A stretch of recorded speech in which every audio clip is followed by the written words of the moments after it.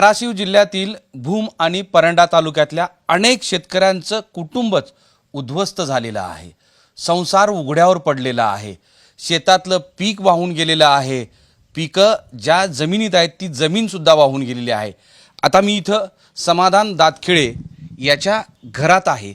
हे शेतात त्याचं घर आहे आणि घरामध्ये त्यांनी आपलं कष्ट इथं वेचून ठेवलेलं आहे. मात्र हे कष्ट आता पूर्णतः नष्ट होताना दिसतंय आणि तेही डोळ्या देखत. ही मिरची शिमला मिरची आहे.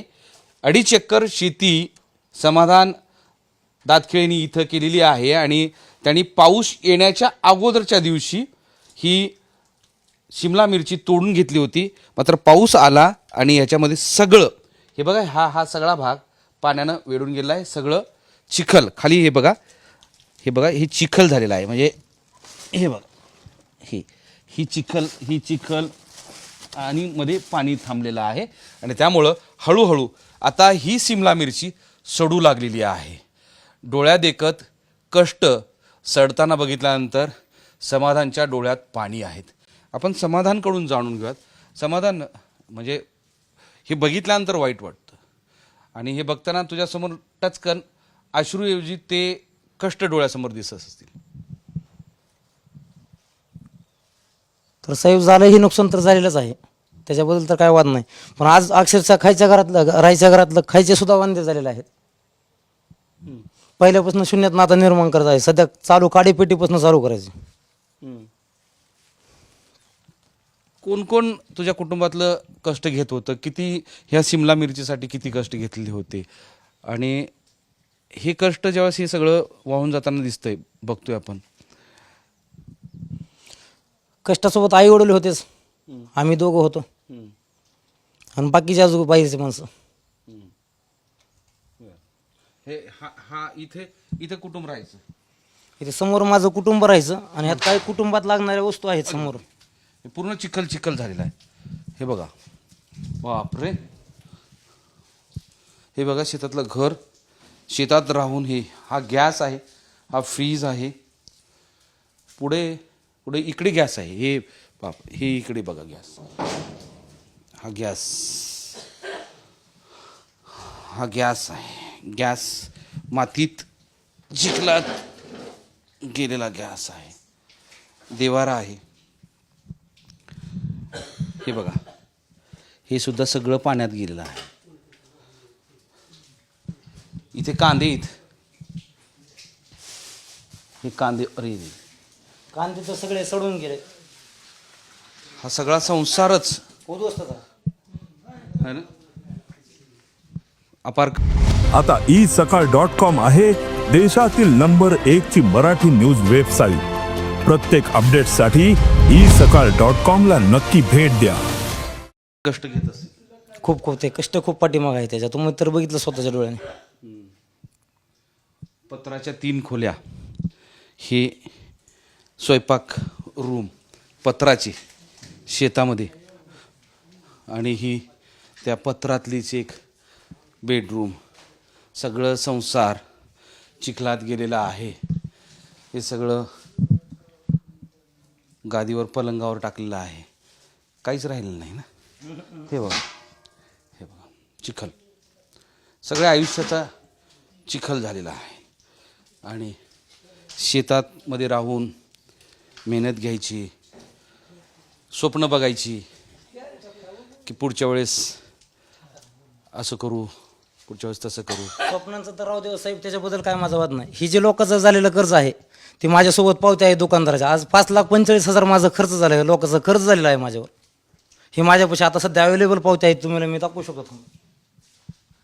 समाधानकडे कर्जाच्या पावत्या आहेत आणि तो म्हणतोय की हे कष्ट जरी वाया गेलं तरी हरकत नाही, पण कर्ज कसं फेडायचं. समाधान राहू दे, तुझ्यावर विश्वास आहे.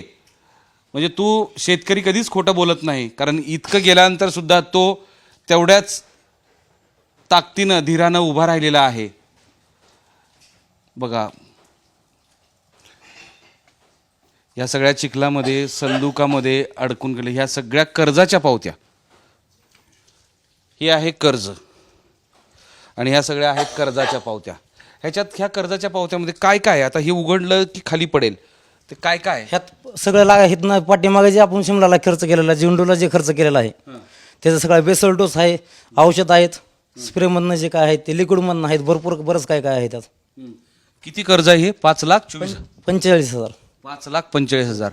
आता 5,45,000 ही भरून निघेल का? तुला मदत मिळेल? होऊ शकत नाही. आमच्या ज्याने तर सध्या शेतकऱ्याने तर काही सध्या होऊ शकत नाही. सगळे आजी माझे खासदार आमदार येऊन गेले, ते सरळ म्हणतात तुम्ही एवढ्या वेळ काय झोपले होता का? तर अंधाराच्या टायमिंगला जर पाऊस आला, काल सावंत साहेब आलते तर ते असंच म्हणलं तुम्ही गाया मरताना काही तो होता का? मोज सगळे होते इथं, पण माणसाने जीव वाचवायचा का ती बघायचं. जेणेकरून जे खासदार आमदार जे आहेत हे तर जनतेच्या निवडून आले आमदार आहेत, हे काय त्यांच्या बापाच्या घरची जागीर नाही. हे आम्ही निवडून दिलेलं आहे त्यांना. त्यांनी आमच्याकडे लक्ष द्यायचं, उलट उत्तर द्यायचं त्यांना. शेतकरी राजाला उलट उत्तर द्यायचे एवढी त्यांची लायकी नाही. हे असं माझं वैयक्तिक मत आहे. आणि चाललाय हे शेतकऱ्याचा जीव चाललाय, बाकी इथं कोणाचं काय चाललेलं नाही. इथं कोण काय बिझनेसमॅन नाही किंवा कोण काय नाही, सगळे करून खाणारे माणसं आहेत. असं ही वैयक्तिक ही माझं मत आहे. ह्याच्यावर सगळ्यांनी थोडंफार काही लक्ष घ्यावं. हे हे हे त्याचं कर्जाचं ओझं ह्या सगळ्या पावत्या आहेत. पावत्या वाचायच्या. शिमला मिरची लागवड करण्यापासून आता बघा ह्याच्यामध्ये 4,000. समाधान दातकडे पावती आहे. डमरे कृषी सेवा केंद्र, येडा स्नेकिल, पोबियन हे वेगवेगळे औषध आहेत. हे 10,000ची पावती. ही औषधं नको पडेल, खाली पडेल. ह्या सगळ्या पावती आहेत वेगवेगळ्या एका कृषी केंद्राच्या. आणि हे दुसऱ्या कृषी केंद्राचे आहेत. हां हे बूम मधलं आपल्या बूम तालुका जे आहे हां तिथलं आहे राय एंटरप्राइजेस.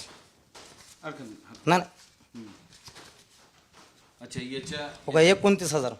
अच्छा हे सगळं औषध फवारणी हे सगळं आहे. औषध फवारणीचा खर्च आहे.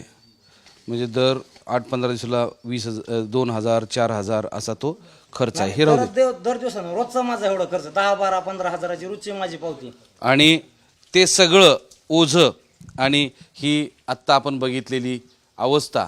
आणि त्यामुळं बघा केवळ पीकच वाहून नाही गेलं तर त्या पिकानं शेतकऱ्याच्या डोक्यावर मोठं ओझं ठेवून गेलेलं आहे.